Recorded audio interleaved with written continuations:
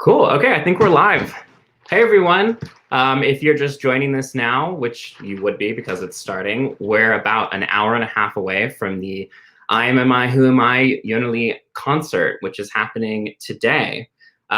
So what we're going to do is we're going to kick off a little panel and talk about 10 years of innovation across music, across video production, art, and just about everything that this group of people, this band, and this team of artists has brought to us. So whether you are a fan that has been there since the beginning, since the mysterious viral videos over 10 years ago, maybe you joined during the Blue era, or you just heard about ionnalee last week, this is a place for anyone, no matter where they are on that journey, to come and celebrate. So what we're gonna do is have a fun little panel here, just kind of like letting people join, because I know sometimes these live streams kind of start at different times for people. So if you are watching from home, join the comments on YouTube, Facebook, Twitter, Instagram. Use hashtag concert, tag ionnalee at ionnalee on Instagram, Facebook, Twitter, YouTube, all of that.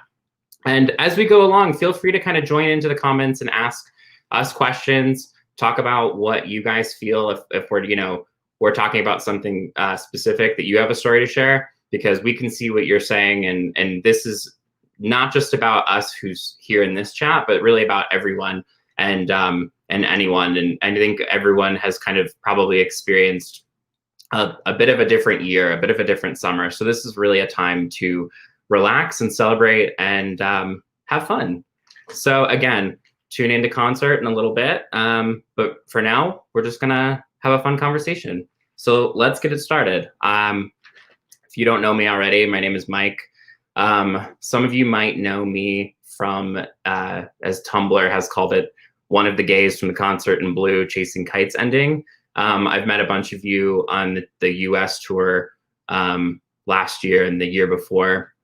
I started following the band at the beginning, but I don't really feel like I was there from day one. I sort of remember seeing the viral videos and being very intrigued, because I was kind of from a small town in the Midwest in the United States and kind of had big dreams and a big imagination of where I was going to go with that. And, seeing those videos, it kind of intrigued me enough to want to pursue a career in video production and art. And I just felt that there was something about it that kind of made me feel like I was seen. And I really felt like, wow, this is cool. This is really, really innovative and something that has never really been done before. And I think that's something that I think a lot of people have sort of felt with this project, is that they feel it's a very personal thing to them, because, we have a lot of music and art and a lot of things in pop culture that are kind of pushed at us.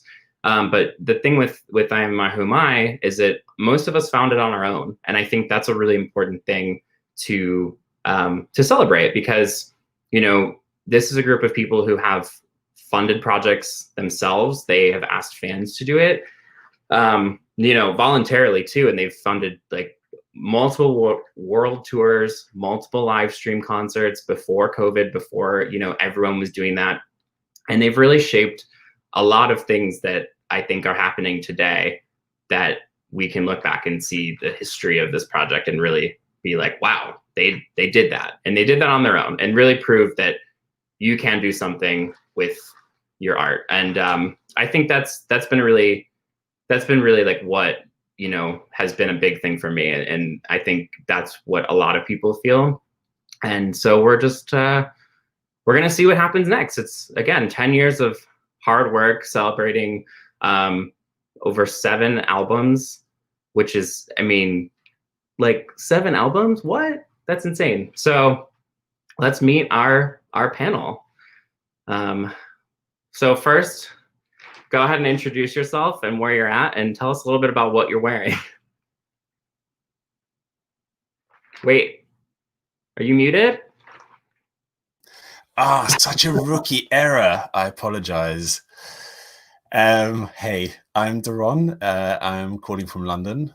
And I guess I first got impacted on, shall we say, by this phenomena at the start of December 2009, and it was the first prelude that sort of blew my mind and kind of got me hooked. And one thing that is interesting to me to note, just thinking about this as a milestone, that it's over a decade now, is that notwithstanding, you know, the various incarnations that the project has had and the different sort of musical eras that we've had for it, my excitement about it has never waned, and it's always sort of stayed at sort of the same level, which I think is a real credit to the artistry that's involved here, because, you know, normally artists have kind of low points in their discography. I've not found that yet with this, with I Am My Hoami and with Jonna's music. So yeah, a lot to celebrate. Yeah, cool. Well, we're glad you're here. And I think that's a really good point to bring up, and we'll definitely get into that as we kind of have this conversation. So thanks for joining us, Doran. Thanks, man. We love your outfit, by the way. Cool. Let's see who we've got in the mix. Hello. Hi, I'm Evan Sadi. I am a journalist over at popmatters.com. I'm the interviews editor there, and I've had the distinct pleasure of interviewing Ionna 3 different times. So there's a very good chance that a lot of you fans out there may have read some of my articles before, but I've been standing Ionna for a good long time, and I'm so excited to be here. Cool. Well, we're glad to have you here. And kind of, where would you say you started your journey? Genuinely, as much as there was, and for those who were there at the beginning, you all know the hype of the people trying to figure out who it is. A lot of people in the comments are remembering when people thought it was a Christina Aguilera project for some time. But the biggest thing for me, I remember being intrigued when Goods, the video for Goods came out, though. That for me was such a shocking moment. One of the very first articles I wrote about Ionna was, is this the secret song of the summer? And last time that I spoke to Ionna, she said that she remembered that article. She actually printed it out when it first happened, which I thought was just the absolute most amazing thing in the world. So since then, I've reviewed her records. I have been critical at times. I've interviewed her as well. It's just been a complete joyous experience. So the fact that I'm here as part of the Konsert Pre Show is just an absolute joy. I'm so stoked about it. Cool. Well, it's really nice to meet you, and it's really it's good to see you. And we're excited. And I think that's a cool thing to talk about Goods, because, you know, I don't know anything about what this concert is going to be, but it's nice to see that Goods look, that kind of gestury outfit is sort of the branding of what this show is. So there might be a little bit, maybe Goods will make an appearance. We don't know. We'll see. A little bit. Cool. Oh, we love that video. Hello. Hi, my name is Marco, and I'm one of the admins for I Am Bounty Fan, which is the first and the biggest iamamiwhoami and ionnalee and Twinks fan sites. And I first started following around when the first preludes were uploaded online. And I found out about Ionna and I Am on online forums. And, you know, the mystery, the whodunit kind of campaign thing that was teased around it kind of, you know, dragged me in. And it was to stay, of course, since I'm here today. And, of course, I wouldn't, you know, I'm part of I'm Bounty Fan, but, of course, there are so many people who have contributed to the group. And next to me, like behind me, I have a little banner that my spiritual sister and friend Florence, who couldn't be here today, made this wonderful piece. And she's one of the reasons why I've bonded so much with the project as well, through her art. And yeah, I'm really happy to be here. Yeah, and that's great you bring up Florence too, because I think a lot of fans are, you know, one of the cool things about this project is not just what the main artists have done, but there's so many fans who have like gone and created their own work inspired by, you know, every music video, every song, and you can kind of go down a rabbit hole on some of the forums and whatnot. And I think that's pretty cool that I Am Bounty Fan is also a big like player in that, and giving those people a platform to show off their own skills. Because, you know, speaking about Florence as well, not only does she make these kind of really cool illustrations and posters, but I mean, she makes like full mechanical, I don't even, like, she engineers the coolest stuff that is like, I don't know, it's like, she made like a music box once with like a replica. I think it was Goods I've seen in person. It like, she's, you know, it looks like the Goods music video, but it's like a little tiny miniature and it plays the music. And I mean, I don't know who, like, I Who does know that? so cool. Yeah, she's incredibly. My words. I'm sorry, I spoke over you. Sorry. No, I spoke over you. I don't. Who knows? We're really talking right now. The internet's weird right now. Yeah, Florence makes all kinds of crafts, and she's incredible. And you can actually see a little something that she also contributed to. That is a project that we made.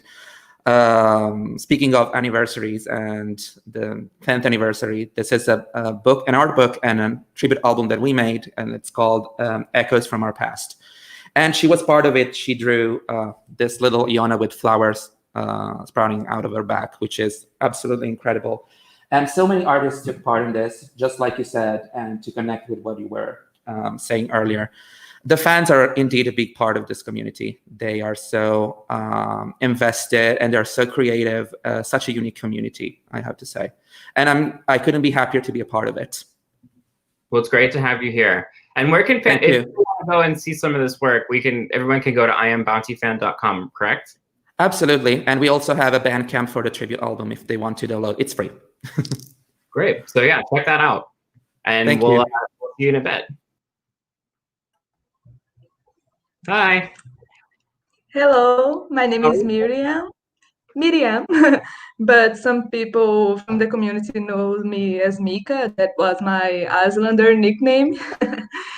I live in São Paulo, working as a digital marketer, and I make some embroideries during my free time because they are my therapy. And well, the first thing that got me into the experience of iamamiwhoami and stuff was certainly her aesthetic. I always loved audiovisual and music videos in general, and the first one I saw from iamamiwhoami was Clump. And I liked the different way it sounded and looked, and it felt fresh and new for me. Because it's funny because what is very impressive is that 99.9% of what I listen is to electronic music, and that was really fresh and different. So that fact that the project brings a mix between electronics and organic elements intrigued me then, and I saw the other chapters of the project, and all of them set mainly in nature. Then that's it, like a click inside my brain.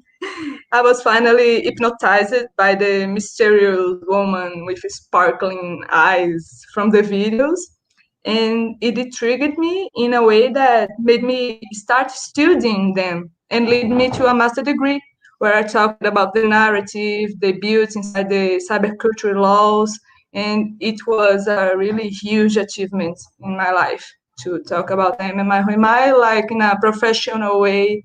It led me to be a teacher and spread the work to my students and everything. So it was very nice to see other people being inspired by their art, you know. Yeah, no, that's so. That's it. I mean, that's so relatable. I feel very similarly in that, like when I went to film school, the part like Bounty and Kin were sort of like it was in that period between like 2010 2012 that these things were coming out in real time, and I remember very similarly being in classes and you know, people would talk about, oh, this inspired me, and this movie, this, and I'd be like, oh wait, look at this, you know, look at this video on YouTube. It's actually insane, but you know, like it was something that kind of, again, like I think it's a really fun thing to study from a professional standpoint, especially when, you know, we're looking at a change in like the entire ecosystem of what's happening as far as like how digital creators and how creators period can exist in this sort of new age. So it's great to have you here. And why don't you talk a little bit about your earrings, because those are very They're cubes, of course. awesome. Well, it's so good to have you, and we'll catch up with you in a bit. Thank you. Hi. Hi, hello. My name is Artyom Solomatin. I'm the leader of Russian fan community of iamamiwhoami since I think it's January 2012. And this community is very great. It's pretty big. It's like 9,500 people. But compared to I'm Bounty Fan, it's a little bit more mellow, I think.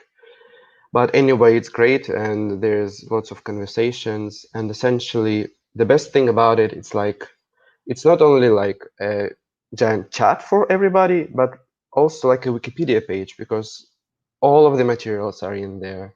All of the video interviews, all of the lyrics and translations into Russians and stuff. So yes, that's great. Cool. And how did you get involved with the project? Like, where did you start on this journey? Oh, it's a pretty long start actually. It was March 2010. I was like 14 or 15, and I googled Lady Gaga real face. I remember that. And for some reason, I stumbled upon iamamiwhoami B video. I was very confused. I was pretty sure that was Lady Gaga, and I forgot about it. Then it was November 2010, and I stumbled upon Y video. It's a classic story. I typed in Y into the search and pressed enter, and I thought that I would. So yes, and I was very confused by the video again, but I really loved the song, and I checked a couple of other videos, and that's it.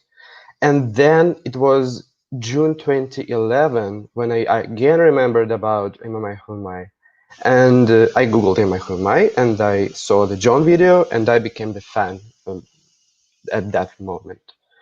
So yes, so that's a long story. Very fun. Yeah, and that's like a fun thing. Again, like I think the magic of this work is that everyone found it on their own, in some way or another. I think that's one of those things that, like you said, like, you know, you typed Y into YouTube, and we have to remember when this project started, what even was YouTube? It was like the Grape Lady and like you know, a few other kind of Charlie Bit My Finger and all sorts of other like random things. It wasn't really a platform that people were using for art. I mean, people were using art on there. That I can't say that they weren't, but I think just to see a group and to see people kind of disrupt what that was and show that like you can put high quality produced music videos, films, productions, and have it exist here all for free, which is another thing that I can't get over. So that's really fun, and that's cool that it brought you here, and it was something that you kind of kept discovering. It wasn't just like you saw it and you were in it. Like you said, you found it, then you found it again, and then you found it again, and by that yes, point, 3 times, yes. So that's a really, I think that's another thing that's really powerful about it, is that as Doran said earlier, there's really, it's one of those things that like you keep seeing more, and it just keeps getting better or more intriguing, or it strikes a different chord with you. So, oh look, we have a comment. It says, really good point. Everyone I know has found the project, really just stumbled on it and makes it so special. It's sort of like, you know, it literally kind of like you're walking in the woods and you found like treasure. And I think that's something that a lot of people understand when they find something like this. So it's great to have you, and we'll catch up with you in a few minutes. Hi. Hello. Hi. My name is Leah. I'm from France. And how did all this start? So I was in high school. I was 17, which was not the best time for, like, it's not the best time for anyone, right? Teenage is kind of hard on everyone. And I just stumbled on the first video, and I just became obsessed for no reason. I was talking about it to everyone, and everyone was like, I don't understand what's so amazing about it.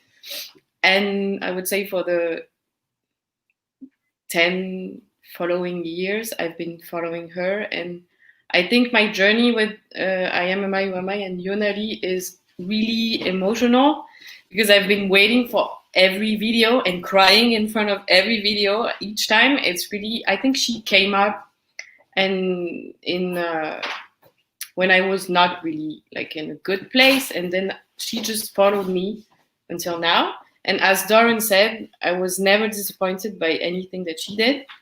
So I never saw something that I didn't like in what she did. But for the first 10 years that just happened, I was kind of alone, because no one, also I think in France, it's really rare to find someone who knows ionnalee. So I was kind of alone, and I was harassing all my friends and boyfriends with the music, and everyone was like, come on, it's just electronic music. But for me, it was way more. So, but I had the chance last year in Paris to meet ionnalee, and I met Marco also, who is attending this, who is part of this panel. And I met Caroline, who cannot be here today. She's a great person. So right now I have people to talk to about ionnalee, which I think is kind of a relief, because I felt alone in this. But it's kind of really a personal and emotional journey. It's really hard to explain. And I'm really hypersensitive, and this has been like a confirmation that I'm hypersensitive, because every time she released something, I was like, oh my God, it's amazing. Like, for example, when I heard Shadow Show for the first time, I was like, my God, she did it. Mm-hmm. Everyone was asking, like, can you just release this song that was in concert? And she did. I was really like moved. And what I really like about ionnalee universe is that, in fact, and indeed, the fans are really like an amazing community. And I can, even if Ionna is not really expanding on her personal life, you can see that she's kind of close with her fans, which I think is amazing. Yeah, and I think going on that point is like, when you look at the structure of how this project was started and how it sort of worked, is, you know, the team, they sort of did that separation of like identity and art, and they really wanted to put that project first. And I think that's something that, especially when you look at entertainment and you look at music and you look at sort of everything that's happening in the celebrity culture and everything that's sort of unavoidable, I think that's really what makes it more special. And I think one of the things too is, like you said, like on an emotional standpoint, music and videos and storytelling and everything, it's a language of its own. And I think when you can hear and see someone kind of articulate feelings you didn't even know you had or that you were feeling, it's a really powerful experience. And I think that's something that I'm always advocating with their music and with a lot of other really good independent artists and you know, creators, is just like, I firmly believe that we would have a more tolerant world if this stuff could be like more accessible. And I think that's really cool that you have been able to find like a guidance and a light with the music, because I think in a lot of ways, probably everyone, I know I have for sure, I think, you know, a lot of life lessons I've learned through this music and through music in general. And I think just seeing the comments too, it's there's a community around that. And I think, you know, feeling alone is literally like the whole, almost like what I took out of a lot of, you know, ionnalee first solo album was sort of that the feeling of like, where do I go when I'm alone? Who do I like, you know, who's there for me or whatever. And I think there's a lot of ways that I think a lot of people have found themselves. So that's a really beautiful story. And I think that's really hard to share. So thank you for sharing that. What I just want to add something. What's crazy is that I've never been a fan of anyone. I've loved music since like ever, but I've never been a fan like this. So sometimes I was like, I don't really recognize myself. I'm really I'm fangirling a lot. And then I don't know. I think what I say really often is that the only constant thing that I've had since 10 years is ionnalee, which is crazy but true. So that would be the end of my introduction. Great. It's great to have you. Thank you. Oh, it looks.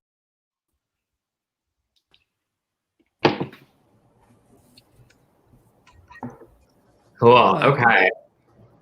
Is everyone excited for the concert? Yay! Oh my bet. God. Yes, of course. Okay, so let's start with, let's get that out of the way. What is everyone like?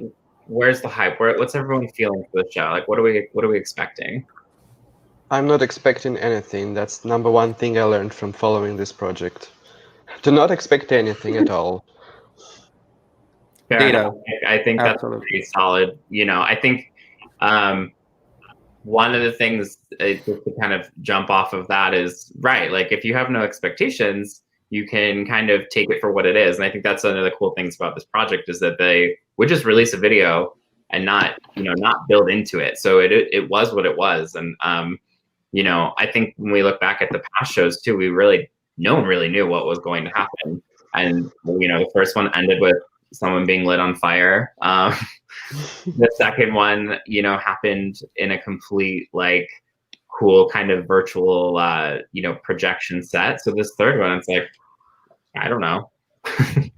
Where could it go? Yeah, I'm so excited that I can't even think about what I expect from it, but I'm sure it will be such a memorable experience for all of us. And I hope that every fan here can enjoy it as much as possible because we are living in hard times and experience our favorite artist being true to herself and bringing us those moments of joy is really something to embrace with our soul.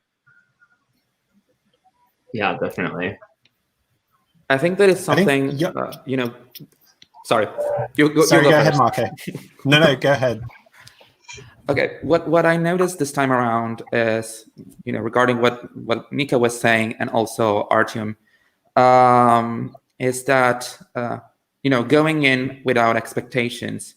I noticed that this time around there wasn't a trailer for the concert, whereas in previous times we kind of had a bit of an introduction to it. And I think that is, to encourage this mindset, to go in without any expectations and to just be surprised and let yourself be surprised, which I think is really good for the artistic process to capture you, in a way. Yeah, I agree with that, Marco. And I think one of the things that Ionna has often said is that she doesn't like repeating herself, and she doesn't like to go over ground that she's covered before. So I think, I guess saying that we're expecting the unexpected is really accurate because it's unlikely to be like the first concert. It's unlikely to be anything like Concert in Blue. I wonder whether there will be elements of what we saw a couple of months ago in terms of the performance from the island. My guess is that the focus is going to be on the discography and sort of celebrating some of these fantastic songs that we've had over the years. And I think it's just going to be something new and different, as it always is with Ionna and iamamiwhoami. Yeah, I think that's a good point. I mean, right, like it's very, and also too on top of like, we've said in so many ways that this whole idea of doing a live show during these times is not new at all for this group. So I wonder too, it's like, will there be any hint of like the sign of the times that we're in this performance, and will that have affected the way that they do this show? Because I think that's one of the things that's so cool about the project is like, there are hints of its existence in the sense of like our world, with the Volvo and there's a little bit of like this tangibility. So, I was joking with a friend earlier about, the Somebody video where she's wearing a mask and she's kind of talking about the end of the world. And it's it's kind of fun and weird at the same time to like look back on that and like be like, wow, this fun song last year that, you know, like was dancing to without a care in the world, and now it's kind of like, oh, it actually is a little bit the end of the world. So just another reason why this project was always ahead of its time. It kind of just always put what was happening in the world in kind of repurpose it in a new way for people to experience it. Yeah. I would say it's not only ahead of the time, it's also like timeless, because the best songs, they don't sound like the past, they don't sound like the future, and they don't sound like the present. They have their own sound, and at the same time it reflects like the present also very, very clearly, the communication with fans and stuff. So I think when we look at like the 10 years of this project, you know, that's like, I mean, that's a decade. That's a pretty long time when you think about it.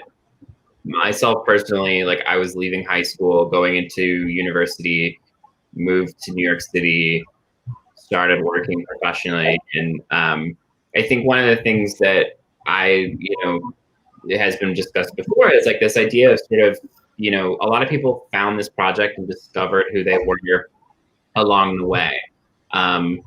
And that's something that's very unique because, like we said, it was sort of this thing that, like, we didn't have necessarily like a timetable of when the next project was coming. It was sort of, here it is, it's happening. You know, we saw it, and it was like a pretty regularly released thing. Blue kind of was like, no one really knew when anything was happening, which is great because you would just show up one day and it was there. So like where in this project was there any times that you felt like a specific like aha moment throughout that? I mean, just like speaking from experience, or you know, I saw the first viral videos, but I wouldn't say that I was like waiting for them. And really like I kind of just was like, okay, cool, it is what it is. And then it was like a few years later when I was in college that I became friends with this very talented comedian. Her name's Patty Harrison. She's on some TV shows now. You might recognize her. She's kind of a trailblazer in her own way. But her and I bonded because we both realized we liked this music, and when Kin was coming out, so we would like sneak in to parties, or we would go to our friends' parties in college, and we would like take the aux cord and we'd put play on. And like still to this day, like there's so many people that like from like 2012 or whatever who will like message me being like, what was that crazy song that you played at that one party? It's like still in my head. So it's something cool like that just I really like to think about like the different times that the project is sort of there in like a real tangible way. I remember scarring my friends for life when I showed them Ionna putting Shoot Up the Station in a coffin, and we were like 18, and it was, since I'm really cruel apparently, I just showed them that bit as their introduction to Ionna, and one, you know, every once in a while they go like, well, of course by now they know that I am invested, you know, in the fan base and the fandom, but every once in a while, you know, even a few years ago, they would go like, what about that woman who was dressed as a priest and was burning this guy alive? And I was like, oh yeah, she's still making music, and you know, we still connect over that sometimes. But it's mostly a scar in their lives at this point. But yeah, it's jokes aside, it's really fun to you know, to connect with memories in such a way, and IAM's music being the trade union of the whole whole connection.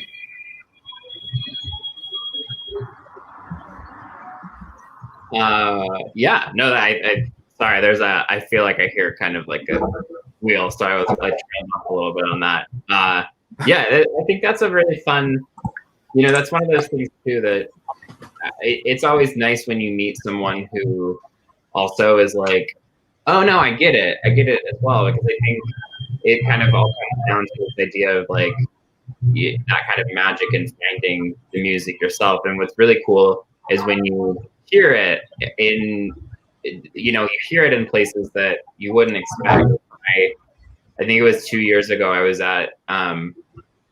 in the middle of Texas for a production, just at like this middle of nowhere restaurant, and all of a sudden something came on, and I kind of thought that I was dreaming. Like I really for a second felt like I had this weird like out of body experience where I was like, am I in the simulation? Because why? Like this is like the weirdest place to possibly hear fountain right now. And then it just kind of went back to like the normal kind of music that's just like on the radio or on whatever. And it was, I don't know, it was very strange. Like it was cool. I was like, this is a sign for the universe that I am doing the right thing right now. But yeah, so I mean, have there been times where you've been like surprised by the work, like where like you like you're just doing something and all of a sudden it showed up? Because I think a lot of the thing too is, as much as we found the work, I feel like a lot of times in our personal lives the work found us. So if anyone has a story, it would be cool to think about. Well, I would get shocked when other artists would get inspired by I Am a My Who Am I, because there are many of them. Especially those beats where, for example, in the video by Vince Staples, I don't know who directed it.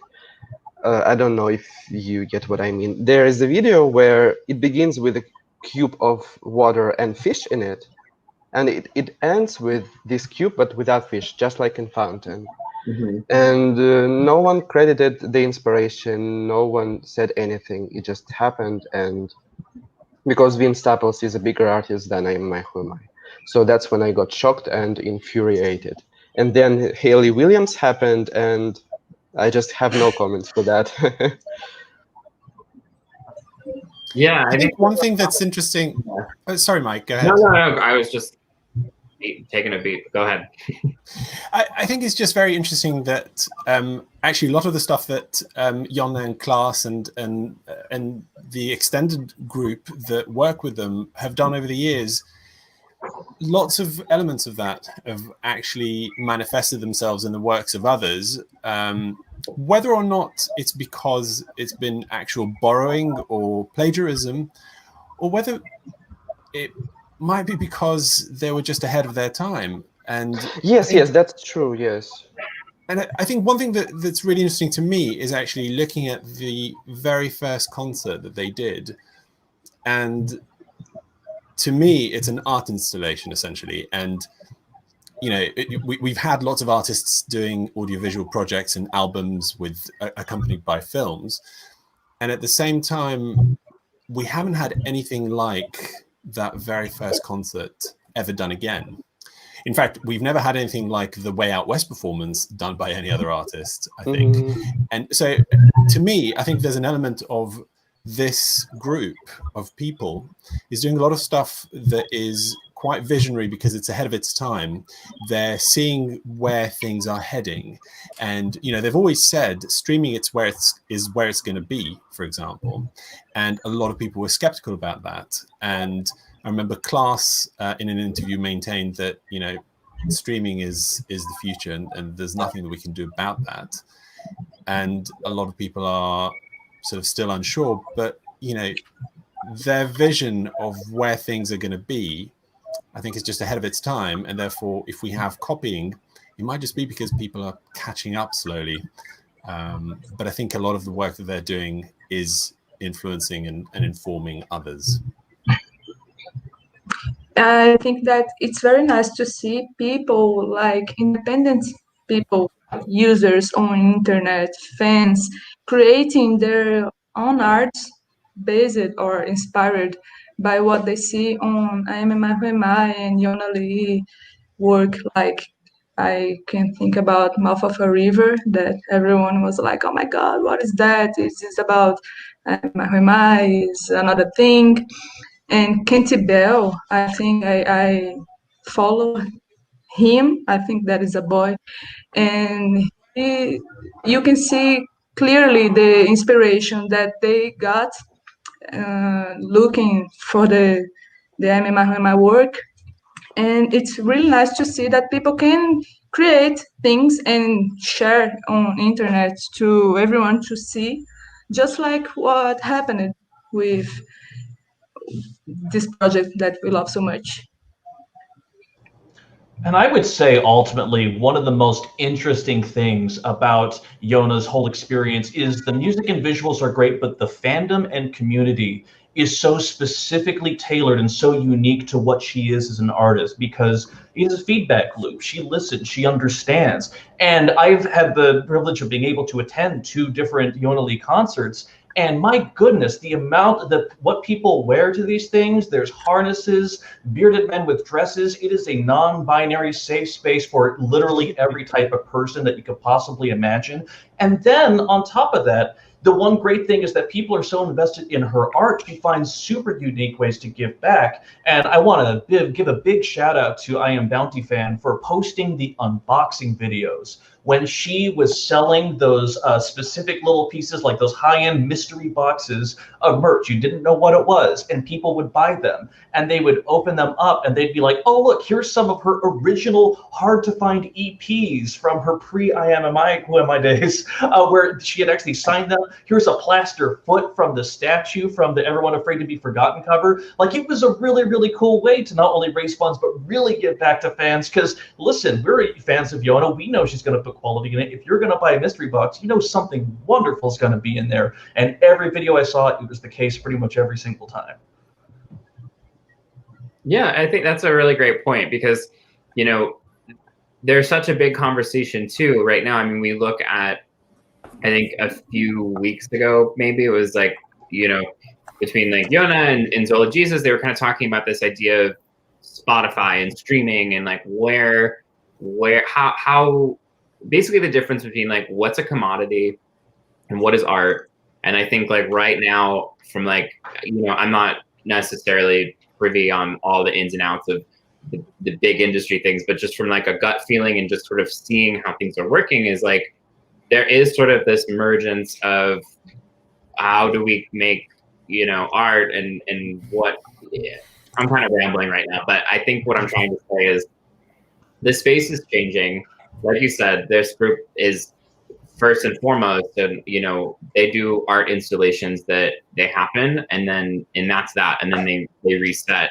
And I think we're starting to see a lot of that type of behavior across the industry, because it's sort of something that, like Doron said, it's like it is the future, and it feels like a privilege to have watched this group pave the way. And it's also sort of a shame to sort of, you know, on the other side of that, not necessarily have it be colloquially known and kind of, you know, it kind of goes into this bigger conversation that I think that everyone now is starting to have of like, what am I consuming? What is it that makes me tick? What is it? And I think something like seeing the fans of this community, not just like, you know, love the work, support the artists, help fund, again, multiple world tours and all sorts of projects. But it really is like, it's a conversation. It's not just like, hey, I'm doing this project. Can you give me some money? Let's like help out. It's like, I want to give you guys what should I do next? You know, we saw certain songs get released exclusively through like a Kickstarter campaign.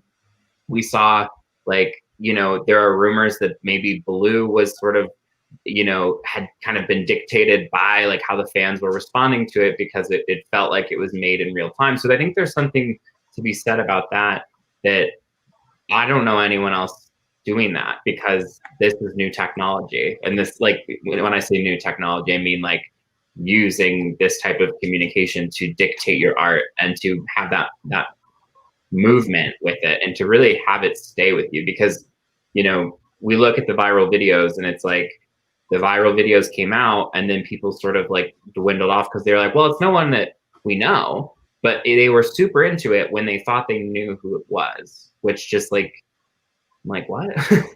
Keep going with it, because there's a pretty big solid amount of people. I mean, they broke Kickstarter essentially because so many people were able to like come through and help with that. And I think, you know, I don't think that you can say the same about any other fan community. I'm sure there are other million different fan communities, but this one's definitely special because it feels like when you when you help the band, the group, the artist, it doesn't feel like they're just taking your money. It really feels like it's a collaboration between people from all over the world. And I think there's something magical about that. Right. And to that point, sorry. Go ahead. Go ahead. Yes, when I told my friend that I paid like 120 euros to meet ionnalee, everyone was like, "Are you crazy?" And I was like, "No, it's the least I can pay. I would have paid way more." And I think some people, they would pay so much money just to go to see a concert. And I think the concert in Paris was like 20 euros or something like that, which is nothing. And it was obvious to me that I would pay 120 euros, not just to meet her, but to really participate in the concert.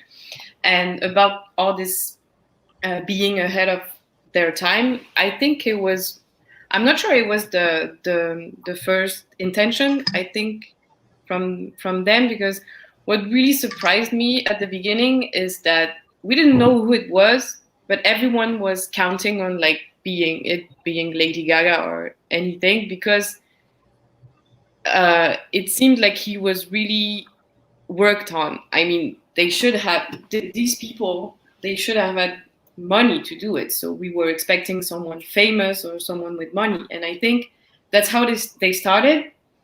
And because to do a tour, they had to have money, which they didn't have, I guess. And that's how it started. And then they just realized that it was working. So, but I think a strange moment was when I got to see her live, because all of the concerts that I saw were on the internet. So she really became real at this point. And what surprised me also is that I thought she was really tall, and she's not really tall. She's so cute, really.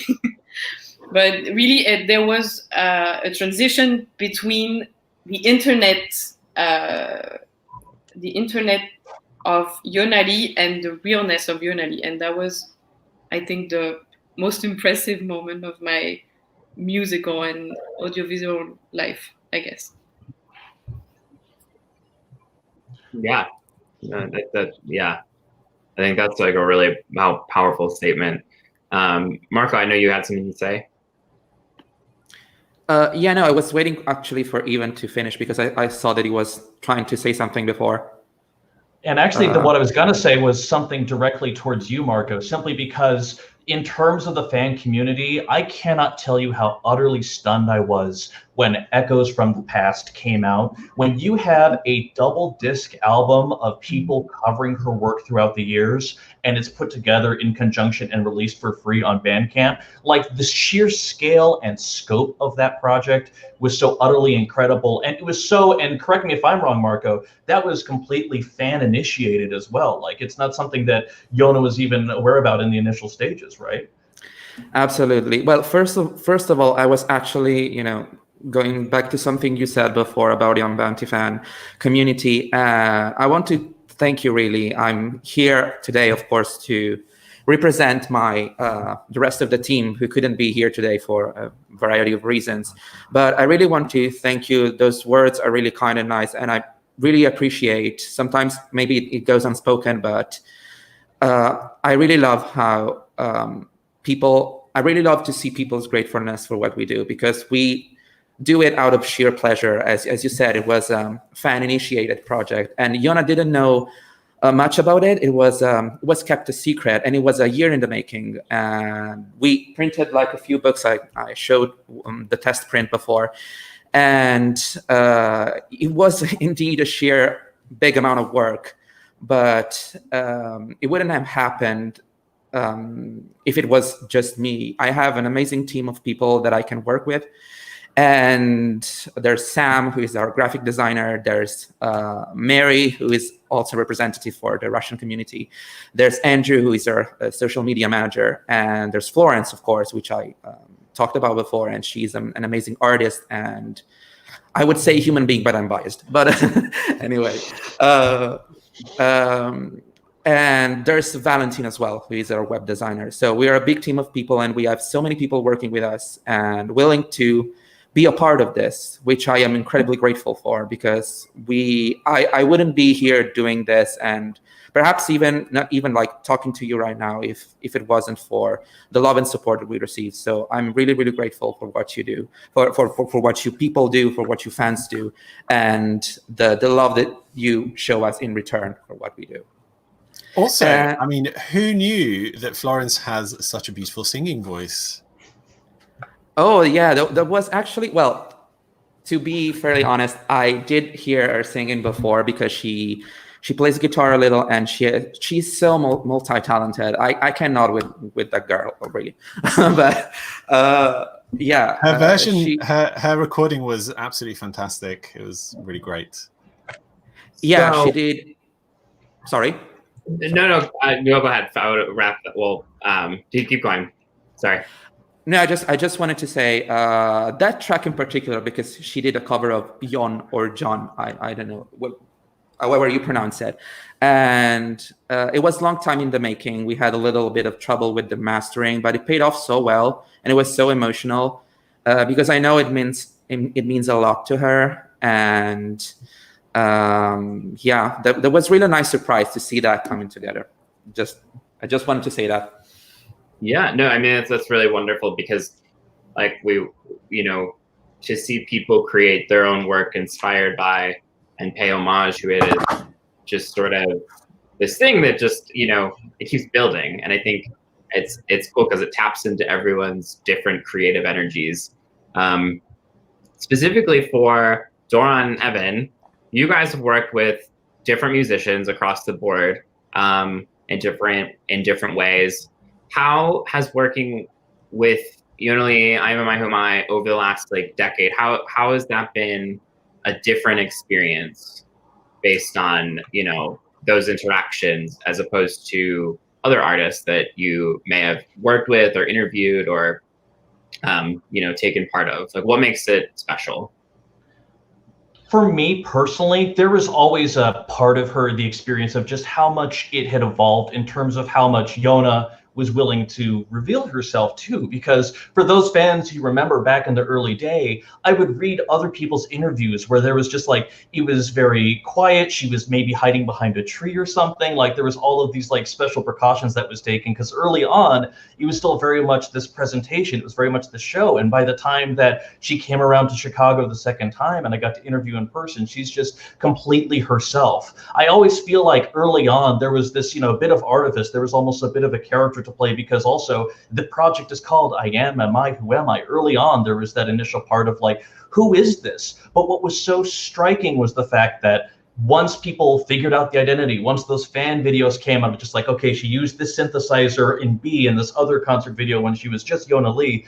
After that had happened, we all still stayed, because the music, because the songs, because the concept was so good, was so striking to us there. So to not only see her initially come out as just I'm going to, have all this artifice, all of this art kind of covering up who I really am, she then became who she really is. She changed the project name, and all of the fans were still there. So for me, just following along that journey and even having the most minuscule and small parts of it was such a huge experience too, because we never, as much as we say it, we never want to see the same artist do the same thing twice. We don't want Kin, the immediate sequel. We want to see where else she goes, and she's taken us in such incredible directions.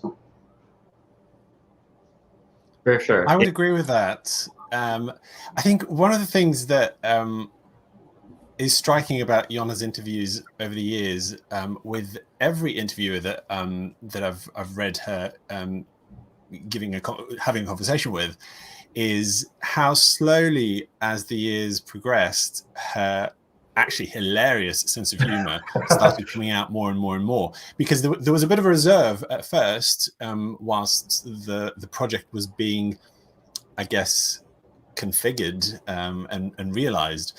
And I think as each interview sort of happened over the years, her real sense of humor has really emerged, because she's a very funny person. And one of my favorite moments was in an interview that Andrew Darley did with her a few years ago.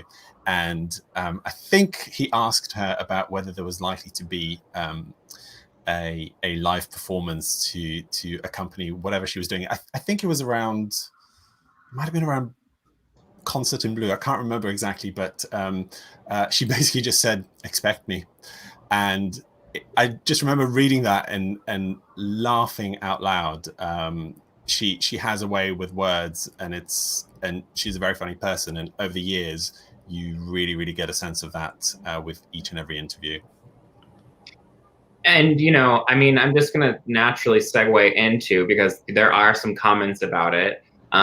You know, you did have a pretty, you know, you had your moment in one of the videos, which is titled Gone, where it shows a man kind of peeing through a grate that sort of leaks onto, you know, ionnalee. So what was that like, as both like a professional, as a fan, as an actor? Like, I think that's such a, I don't know. I don't really have a way to set that up.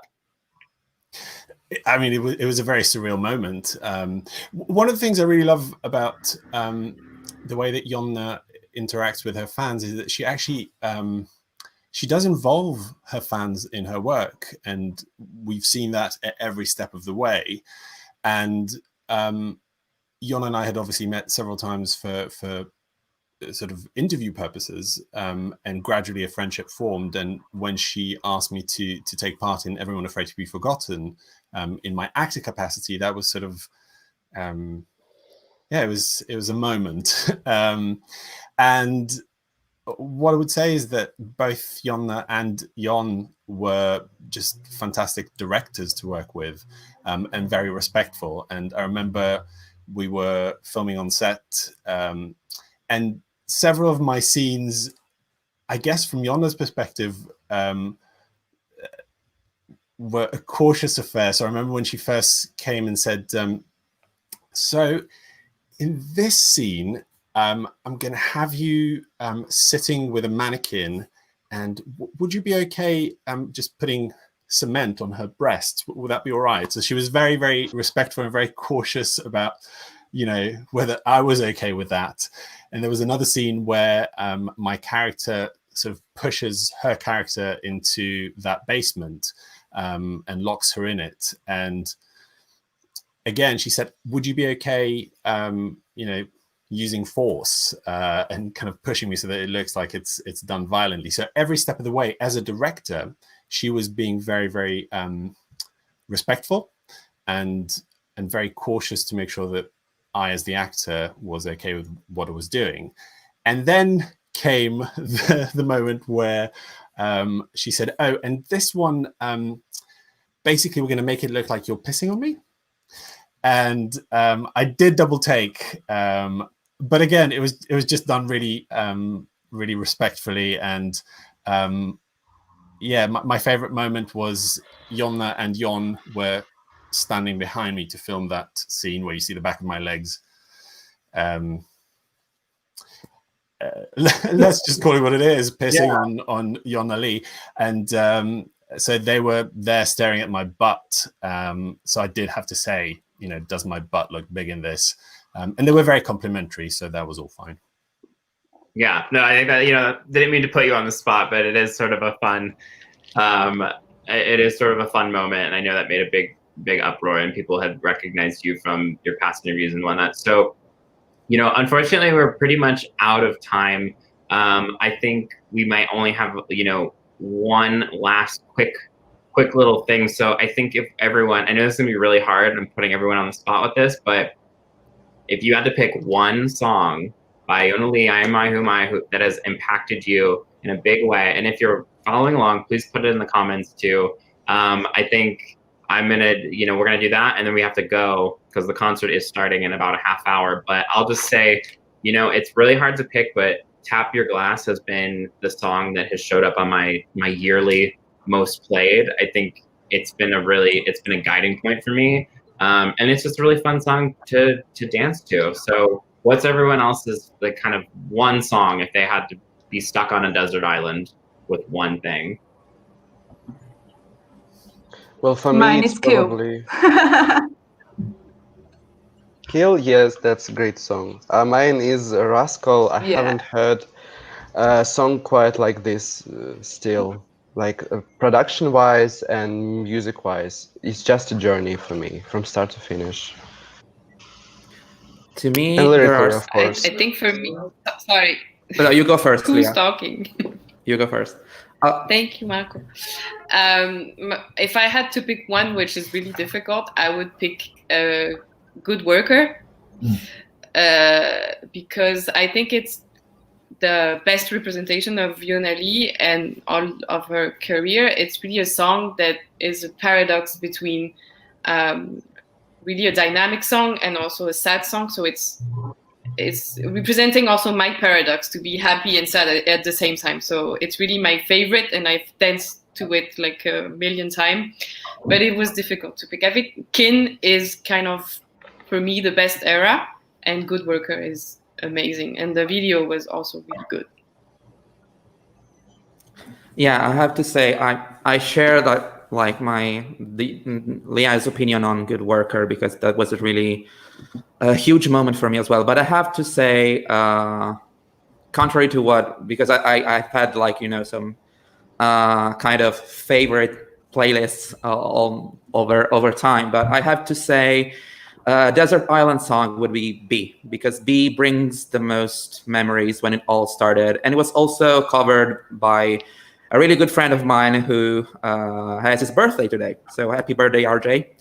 And B is really my go-to song when I want to, dive deep down. And especially the in-concert version was really, it's really incredible to this day. It's one of my favorite renditions of that song and of any IAM songs in general.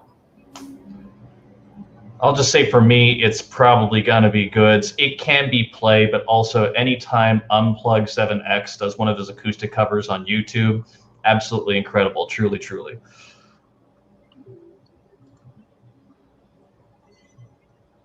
The ones I keep coming back to are Kill and Good Worker, and even though I'm biased, of course, Gone.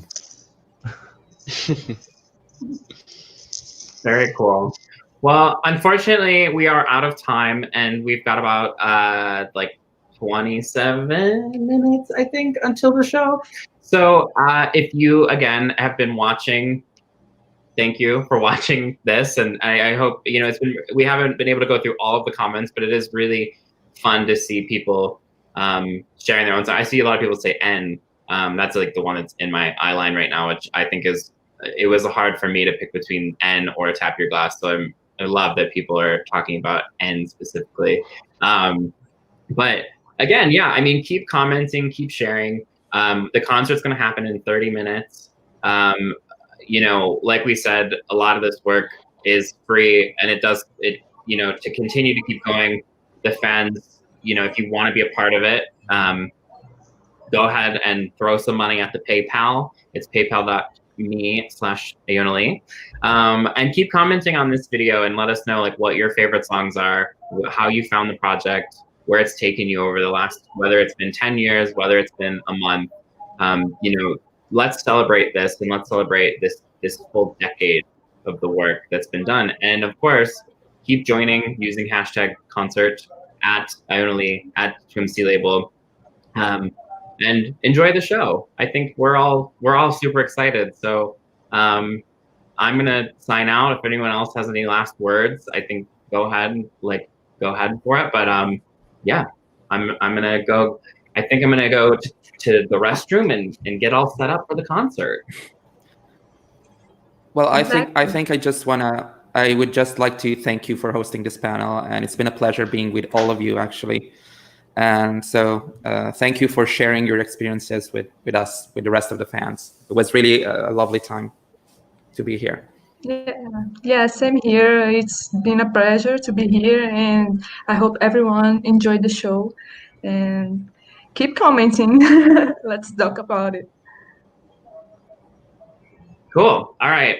Well, again, you can donate to the project by going to paypal.me/ionnalee, and then by using #Konsert, and that is spelled KONSERT.